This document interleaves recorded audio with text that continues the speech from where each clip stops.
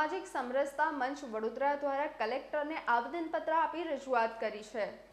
ગુજરાતી માધ્યમના પ્રાથમિક શાળાઓના અભ્યાસક્રમમાં ગુજરાત સરકાર દ્વારા શાળાના બાળકોના જીવનમાં વ્યક્તિ નિર્માણ, સામાજિક નિર્માણ અને રાષ્ટ્ર નિર્માણ માટે ઉપયોગી થાય એવા શ્રીમદ ભગવદ્ ગીતાના શ્લોકોને સમાવિષ્ટ કરવામાં આવ્યા છે। આ બાબતે ગુજરાતના કેટલાક સંગઠનોએ પાઠના હેતુને સમજ્યા વગર એવા પાઠને પાઠ્યક્રમમાંથી દૂર કરવા માટે આવેદન આપ્યા છે। આ આવેદનોને વખોડતું આવેદનપત્ર સામાજિક સમરસતા મંચ વડોદરા દ્વારા કલેક્ટર કચેરી ખાતે આપી રજૂઆત કરવામાં આવી છે।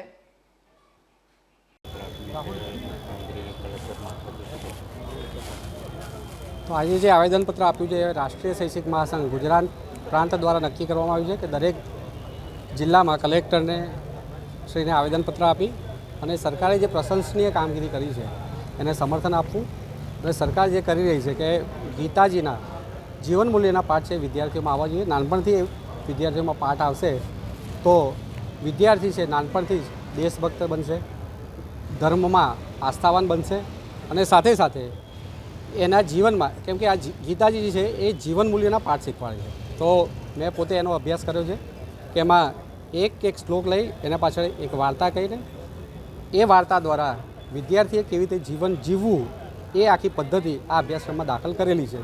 તો આ એક પ્રશંસનીય કામગીરી છે અને આ પ્રશંસનીય કામગીરી આગળ ધપે અને સરકારને સમર્થન મળે તે હેતુથી રાષ્ટ્રીય શૈક્ષિક મહાસંઘે આ આવેદનપત્ર આખા ગુજરાતમાં આપવાનું નક્કી કર્યું છે।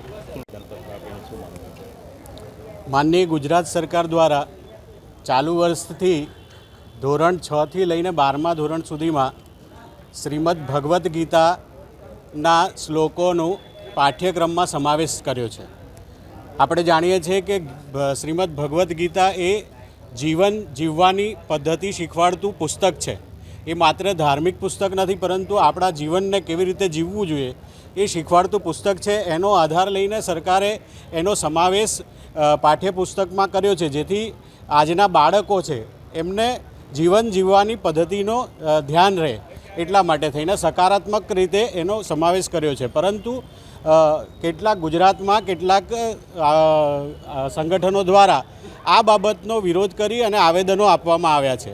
એની સામે અમે સરકારની આ પ્રશંસનીય કામગીરીની પ્રશંસા કરતા અને જે આવેદન આપ્યા છે એને વખોડીને એક આવેદન માનનીય મુખ્યમંત્રીશ્રીને આપીએ છીએ કે આ એક સારું અને ઉત્કૃષ્ટ પગલું છે અને આ પાઠ્યક્રમમાં જે સમાવેશ થયો છે આ અભ્યાસનો એને ચાલુ રાખવો જોઈએ એવી અમે આ આવેદન દ્વારા માંગણી કરી છે।